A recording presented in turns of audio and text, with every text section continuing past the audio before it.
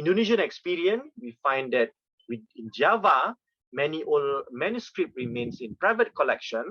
Of course, we know and huge bulk in the European libraries and museums, and of course, which being sold to antique collectors, and of course, it's circulated in the market.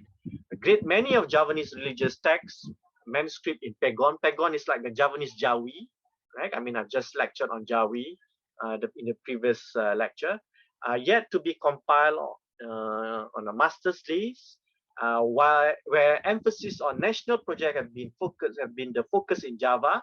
The manuscript tradition from other outer islands, which is outside Java, remains to be collected extensively and often outside the reach of Jakarta's Balai Bahasa or the National Museum, right? But I'm sure, I think with more emphasis today, with more resources, Indonesia can move in that efficient and productive effort, right? Bugis manuscript in Sulawesi, for instance, Malay manuscript in Riau, in Palembang, Acehnese Kitab, the Batak manuals, and many other written manuscripts on the coastal and inland Kalimantan. Certainly, Balinese texts have yet to be given full scale of documentation, including critical edition and translation. In addition to this large corpus, Indonesia also is home, including Malaysia and including us, Singapore, of corpus of text which is called Sino-Malay literature or Sastra Cina Peranakan that emerged in the later part of the 19th century. Okay? Singapore has a collection too, right? In fact, late last year, I gave one lecture on Peranakan, Chinese Peranakan literature for Peranakan NUS Museum, yeah, I think this is something which is generally within even in the Peranakan heritage making, that part of its literary tradition has not been given much attention as compared to other material culture of the Peranakan tradition. Surely some effort have been made, but the rate of preserving and the support for literary heritage is not as fast and as wide as other heritage sectors such as archaeology, monuments, architectural sites, material crafts, and cultural artifacts. So this is, I'm not saying that we should not do that. I'm saying that it lacks that kind of fastness, if I may say. Right? In Thailand, many Jawi Malay manuscripts from the south eventually ended in the collector's collection and libraries in Malaysia, and central Thai authorities see very little relevance to Thai national collection. So this is, I think, part and parcel of the heritage politics too, right? And of course, the demand from collectors, with more money, right? And people are giving up, very easily giving up. The moment you give up your literary manuscript, right? Your textual manuscript, there is no other thing that can be replaced, right? This is actually witnessed by Munshi Abdullah way back in 19th century when the European collector were offering from the region, in Singapore, a manuscript from the region, and Abdullah noticed that how local Malays easily give up their manuscript to be sold to European collectors, and Abdullah lamented, to the point that the danger of losing the heritage. Malaysian National Museum and libraries have been quite proactive, right? I mean, I think with good Malaysian economy back in 70s, 80s, and 90s, we can see a lot of money being spent, good funding, on acquiring copies, text, digital, on Malay manuscript covering from all over the world. There seems to be a strong support for manuscript collection in Malaysia and its preservation, right? And but these are some examples here, and few institutions that have developed over time. Some of them are state agencies like Dewan Bahasa Pustaka. You look here, right? This is A. Samad Ahmad Sulalatus Salatin, right? This is by Dewan Bahasa, a literary agency of the Malaysian government. Then we have this organization of I think Pustaka, if I'm not mistaken, Pustaka Ilmu, Yeah, they have this series of leather bounded kind of publication. Yeah, I think it's a good effort made. Yeah, and of course by ITBN, the Epic of Hang Tuah, and this is translated. Yeah, I think this is Professor Muhammad Haji Saleh's work, and of course one group which emerged in Malaysia very recently is um, Academy Classica Jawi, right? And I think these are young Malaysian running in republishing the Jawi text and its transliterated version. I think it's a good effort, right? So this love for classics, right? Give a space for that textual book heritage. Yeah? However, Malaysia's Melaka or Peninsular-centric historical version would need a neglect of some manuscript from Sarawak and Sabah. For instance, the 19th century Malay text from Sarawak, published in 1876, deemed to be the first Malay novel, is relatively unknown in the Malaysian literary scene, except among small circle of researchers. Again, yeah, there's an issue here. Yeah? While DBP, the Malaysian National Literary Agency, have been active in acquiring manuscripts and republication of these texts into classic series, the Sarawak Hikayat are yet to be given DBP's publication of forum series. It has been included in one of the publication. I noticed that, but it's not given like the premium as it should be. Right? Well, after all, since we are talking about books and texts and manuscript, we need movers and shakers. Yeah? We need maestros of a textual tradition, right? Taking the lead in publishing, in collating, in editing, and in giving introduction to this text. Yeah, one example, I think, a Bugis professor, Professor Matulada, compiled a very excellent Bugis text called Latoah Bugis. Yeah, and then I think until today, this very useful text. Normally when we talk about the Bugis tradition, we only know about the Ilal Galigo, yeah. But actually, Latoa to me actually has a more substantive, right, in its articulation of Bugis cultural ethos.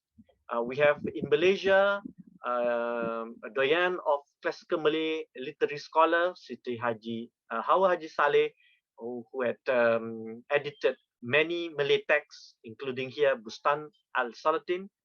She had compiled, she had edited Hikayat Patani, Hikayat Meromah Wangsa, and many other texts. Yeah, in Riau, Sumatra, Tanas Effendi, very much known for all his the compilation of the Riau Pantun and the Malay maxims from Sumatra. The late Muhammad Shagir Abdullah from southern Thailand, Patani area. He collated the huge textual tradition from southern Thailand, means Patani areas, Kelantan, and region where many Malay texts at one time emerged. Remember that Kelantan itself at one time before the 60s had more than 100 publishing houses. Yeah, that shows the kind of book circulation in that Kelantan Patani region. Right? And then we have, of course, Professor Muhammad Haji Saleh. Recently, his translation on Sejarah Melayu has been translated as Genealogy of Kings, published under the Penguin edition, right? And of course, he did a great service for us. He discovered 3 Malay syair written by Tuan Simi back in the early 19th century.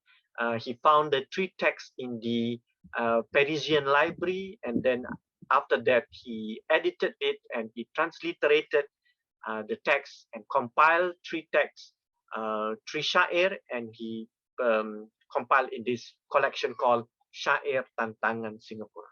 I'll be giving a lecture this somewhere. I think in the 1st or the 6th lecture on Syair Tantangan Singapura. Right? Well, we know that Singapore in the Malay, what they call it, the Malay world is of course is known for its center of book and text activities. We know that Kampung Glam, Kampung Jawa, and the vicinity where you can see the publishers were thriving at one time. Literary texts, religious manuals, journals, newspaper, right, and even Quran. Singapore was then the New York for Malaya. Right? No surprise that during the post-war period, several literary groups, example, Asas Timur emerged, including Malay Studies, not as yeah, at University of Malaya in 1955. Yeah, leading Malay publisher dominating the scene. Example, the Kalam Press, Hami Press, Pustaka Nasional, and so on. So you see here that if we talk about the textual book tradition, heritage, then we need, we are entering into a more and more complex, what we call heritage worlds. Heritage worlds. All right. So now let me move to. So this is one example, right? Although the image here is not so clear, but I hope you can see. From 1887, these are some of the publishing houses. Yeah. Alwi Ikhwan Press, right? There's no address to it. 1907, Utusan Melayu, High Street. 1912, Ahmadiyya Press, 101 Jalan Sultan. I mean, if you do a trail, you can find. I'm sure you can find this building. I'm sure.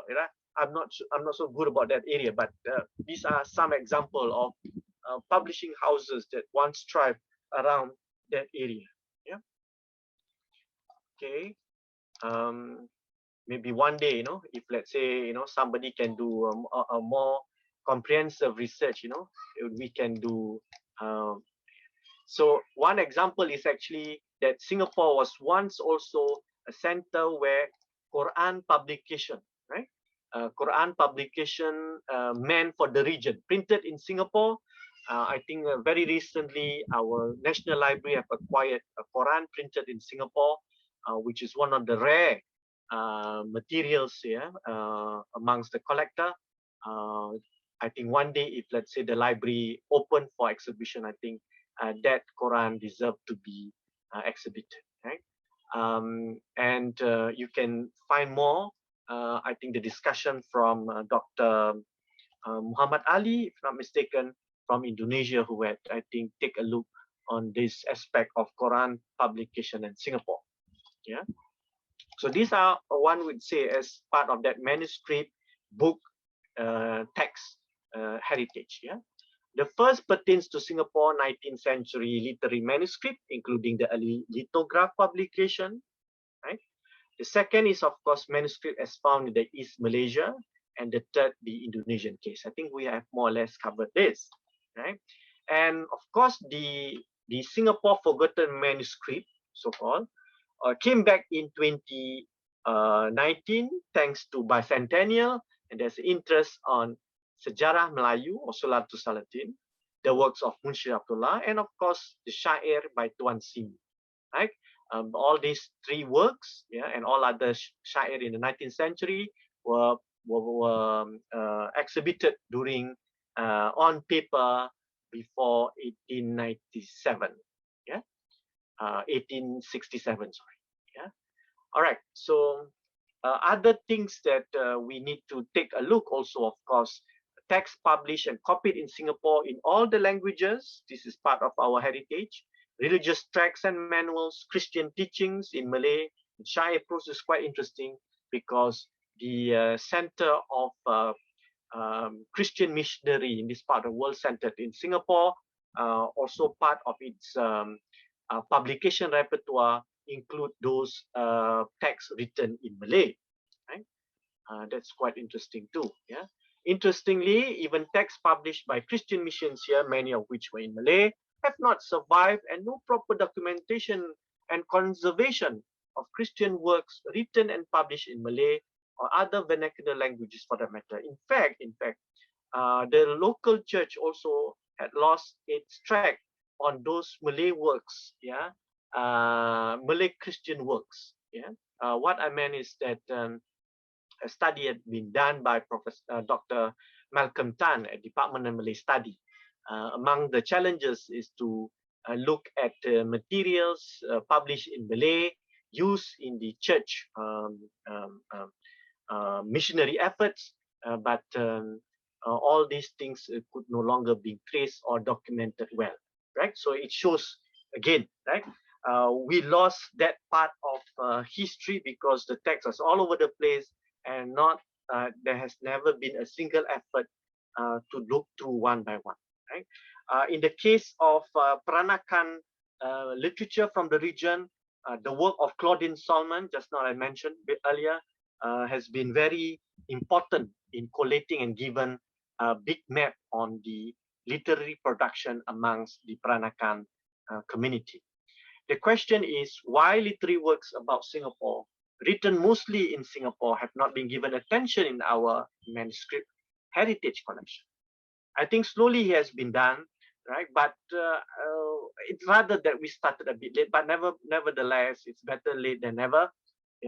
And see, when in 2019 we have Munshi Abdullah, suddenly, more and more people want to know about Munshi Abdullah, but then we have very little discourse on Abdullah, especially in English language.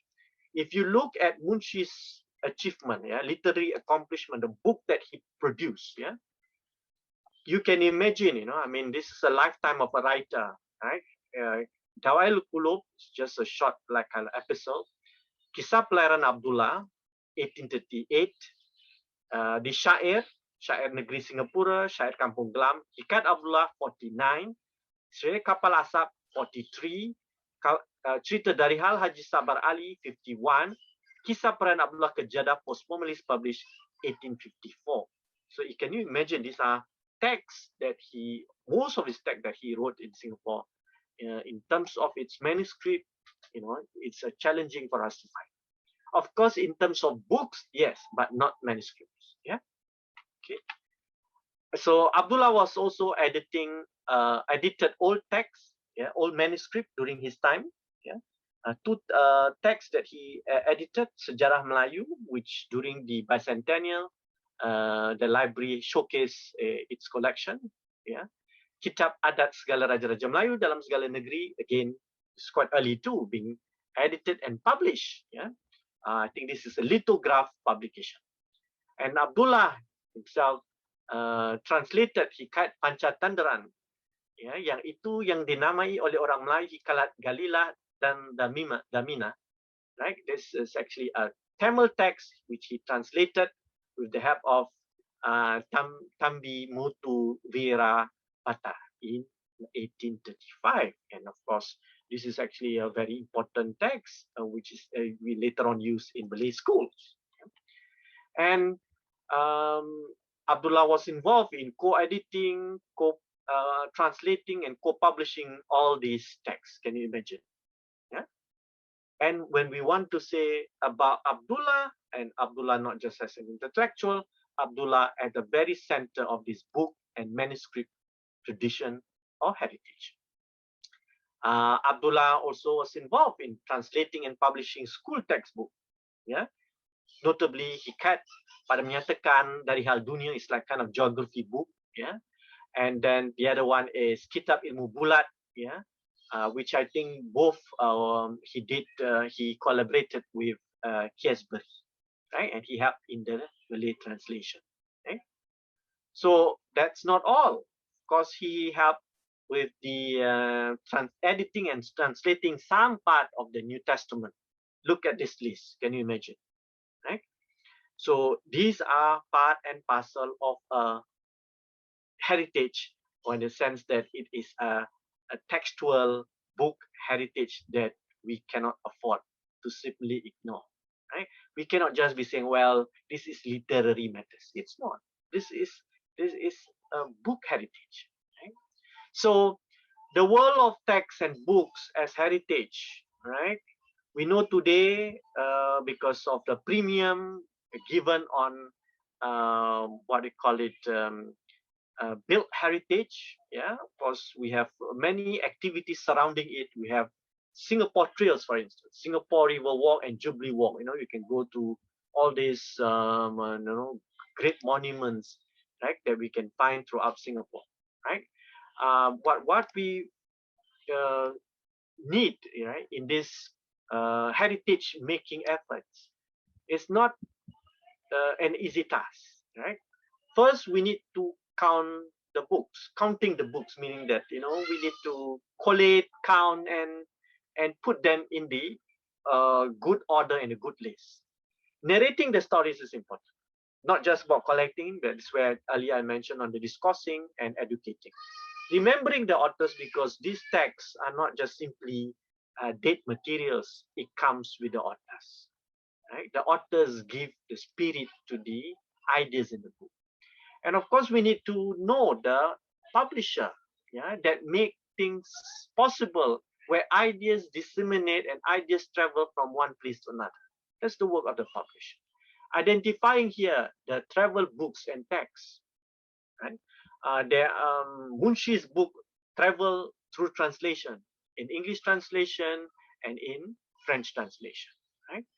And he also translated all other works from English or even Tamil into Malay. So in the sense of being a cultural broker, right?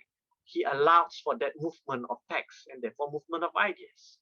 Having said all this, if we can have Singapore trails, can we have Singapore tracks? Tracks are also referring to not the tracks of railway tracks, but tracks of written materials. You know, if one day we can have this for books, text, and literature, I think it'll be very fun, right? Just throwing some idea here. So recognizing our literary pioneers and illustrated writing, publishing worlds I've mentioned earlier is imperative in our heritage making and imagination, right? We see in many other society, this literary heritage have given premium in America, in the Philippines, in the Arab world, and in the African world, right? Think it's about time if we have developed all other kind of sectors in our heritage, the literary, the book, the manuscript, the epistolary heritage, therefore requires our attention. Therefore, to ponder and to wonder, books and texts as writer's testimony of an age is also our heritage. Publication of books meant very clearly our definite presence in history. Documentation that we have, right, through heritage making, meaning that we have all the list without a discourse, is an utter waste. But discourse itself, without a reading, individual and public, is very unfortunate. And worse, the reading is not a critical reading. And a reading which has no understanding of the cultural nuances or the cultural history of the need for a reading imagination is a tragic one. But the heritage, after all, without understanding is inhumane, right?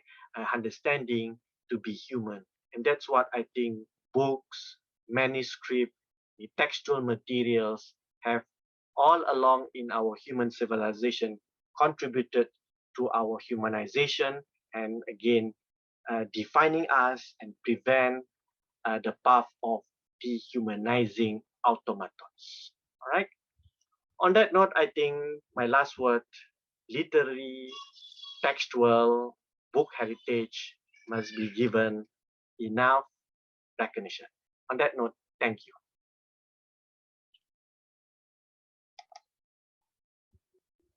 All right, I'm done. Fadli, you're there? Yes, Dr. Azhar, I think right Okay. now we may proceed with the Q&A. Yeah. The Q&A. Where is okay? Should the Nusantara heritage focus on the Melayus as the dominant ethnic group, or should we preferably be more of the various? Of course, I think it's the Nusantara should be of all. Yeah, there's no specific only on the Melayus, because that will not be called Nusantara. It should not be called Nusantara. It would just be Dunia Melayu, right? Because Nusantara is made up of many other ethnic groups. Yeah, except that in the Nusantara itself, right? Malay language text, if you're talking about text, Malay language text is distributed very widely. As far as from Aceh, Aceh actually don't speak Melayu itself. I mean, they have their own dialect. From Aceh right up all the way to Moluccas, right? I think that's a huge span, so, yeah, as big as the size of continental Europe, you can imagine, right? That's where Malay becomes the lingua franca. So all throughout, even in Bali, you can find Malay manuscript, Malay text. So that's it. That's something that, when I say, I mention when at times, when scholars emphasize on Nusantara, they tend to equate the Melayu in the sense that the language, not specifically the suku Melayu in a certain place. Next one, which one is that? Right here. What do you think, from Shafiq? What do you think that this euphoria of text began? Oh no, there's no euphoria of text. The euphoria is for in my lecture. The euphoria is the euphoria of heritage making, the heritage listing, right? In fact, the literary or book euphoria, I would say, not there, right? All other things have been quite euphoric, but not literary, not textual, not book. Yeah. Okay. Next, Khairuddin Hussein. What becomes written depicts the interests of particular sectors of society and what motivates they might have. So isn't it possible that what records and manuscript we see do not reflect the whole society, then, unless one delve deeper to seek various sources? Yes, of course. When we read all texts, and including all documents, not just literary text, we must read, not just jump to the text and thinking that that's represent the reality. This is where the sophistication reading using sociology of knowledge, right? To know that the ideas, the context of the time, the interests of the authors, right? The competing variants around his or her time, right? These are all needs to be taken into consideration. We don't just pick up a text and say that, well, this represent a particular idea of the time. I think that is a very naive reading. Yeah. Just like, for example, if you read Munshi Abdullah's work side by side with Tuan Simi Syair, then you begin to see the kind of ideas that both holding, yeah, because there are certain commonalities and there is a divergence between the two, right? That would be a very interesting reading. But to say that texts have no meaning and therefore have no value, I think that is also an absurd way of looking at things, of understanding the nature of text. Yeah? That is the reason why I raised the problem of a certain outlook where simply dismissing any role of the textual tradition. I think if we relegated that, many of world great thoughts and world history cannot be written. Okay.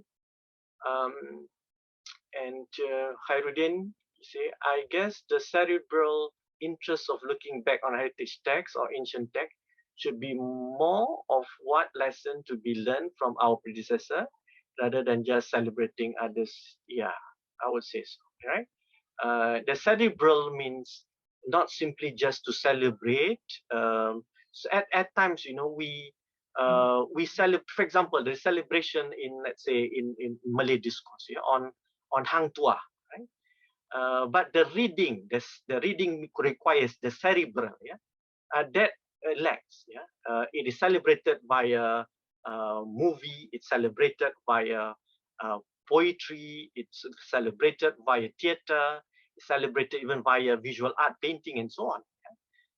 But not when it comes to the critical reading on Hikayat Hang Tuah itself. Right? I think that's where I think the danger. I think it demands not just we call it syok sendiri in Malay, right?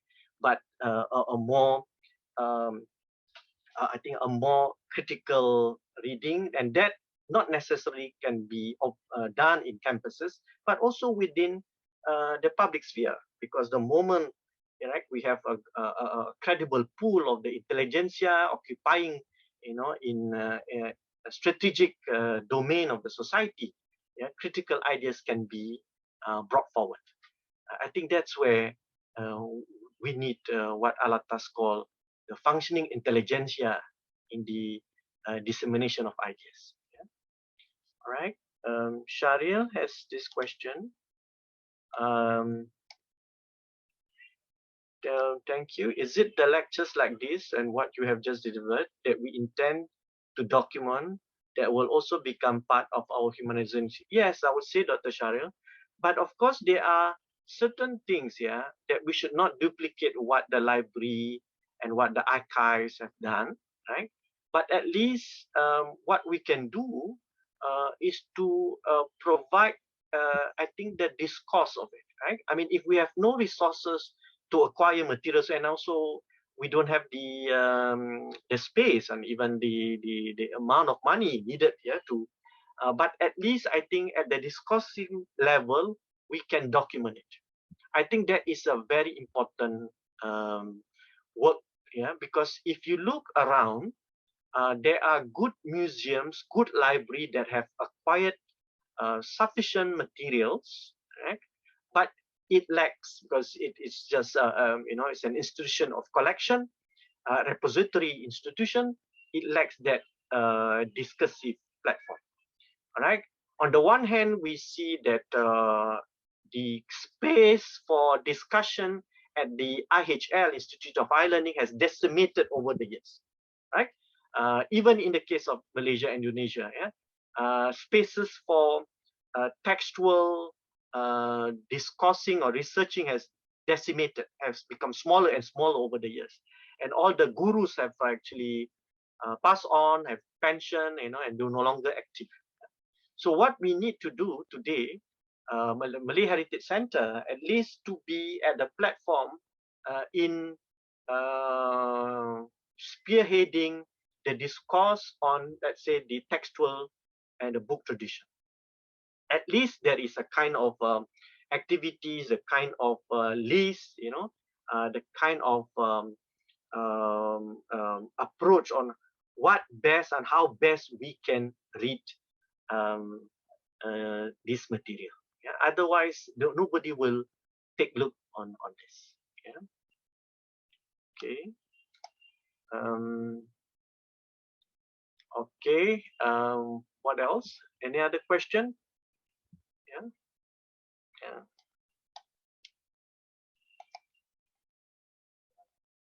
Fadli, I don't quite seem to, see any question here. All right. Dr. Azhar, I think that's the last one that we have. Okay, sure. All right. So, thank you so much for your time. I think this is a lecture that, on my part, it's not definite. It's not something that I think that everyone should agree. But the point that I raised meant to be discussed and meant to be reflected upon. I think what we need to note that from my last point here, that the expertise on textual tradition is actually getting smaller and smaller, right? Very rare that we can get such expertise. I myself don't call myself that expertise in that area. Whereas the accumulation of materials that being collected in the museums and the library have also increased quite well, right? I think that's something which is so we see more materials, but less and less people that are able to read and to become the interpreter for this material, for these corpus. So I fear that, in the down the road, 10 to 20 years or 30 years down the road, right? Yeah, these materials will just be staying in libraries and museum without enough people, yeah, to talk, and to deliberate and to discuss. Even, yeah, the Orientalist guru, which used to be dominating the scene, all right, you can count them in only, very few today.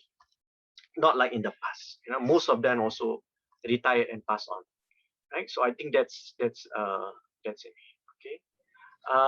Well, that's Yeah, we have another question. Yeah. yeah. The last one is it. Last one. Adakah masih berpotensi? This is in Malay, ya. Adakah masih berpotensi di negeri Kelantan dan Terengganu, Kedah, Perak? Masih ada ciri-ciri tertentu yang boleh direkod? Okay. Okay. Yeah, I think there is what we can see that the oral tradition, yeah, is another untapped domain. Yeah. Some of the oral tradition have been turned into a book. Like, what, for example, what even R.O. Winstead, yeah, had done. I mean, he compiled, through various Malay scholar then, yeah, who compiled all this and then they turned into a book, right? Which I think it's all right. We can read the materials today, but there are also the oral story, which was just disappeared and nobody recorded it. The point here is, if you record it, make sure the oral materials are well kept, because if it's not well kept, then there's a problem of later listening to it. Also, the problem here, somebody needs to talk about it, right? It's not just simply documenting it. I think we are fast in documenting and accumulating the material, but our pace of analyzing and deliberating is very slow. Okay, that's, I think, should be, there should be a more balance. Yeah. Other than that, I think if we don't do, we will lose it. Yeah. So I think that's it's always a dilemma for any kind of cultural planning. And one last point, there was this story on Singapura di Langgar Toda, an oral version which was recorded at Pulau Belakang Mati by A. Samad Ahmad. And this story was actually a very different version from the Singapura di Langgar Toda, from the Sejarah Melayu version, the written version, right? And I have deliberated this in my first lecture. If you want to listen to it, go and check the first lecture in MHF website. You can see the different story between the written and the oral tradition, and that also demands, yeah, our attention. But today, I doubt in Singapore we have that oral tradition, the oral story of the classical past. But we might have oral stories of, say, things happened during the 60s and 70s and even 50s. Yeah, what happened in Singapore, especially one area in oral tradition that I think I would like to hear is on Mandi Safa, that was practiced in Singapore in the 1960s, 70s, and even I heard as late as early 80s, it was still being carried out. Right? If only someone could, pay some attention to this oral tradition, this is part of our heritage making and our heritage appreciation. All right. Okay.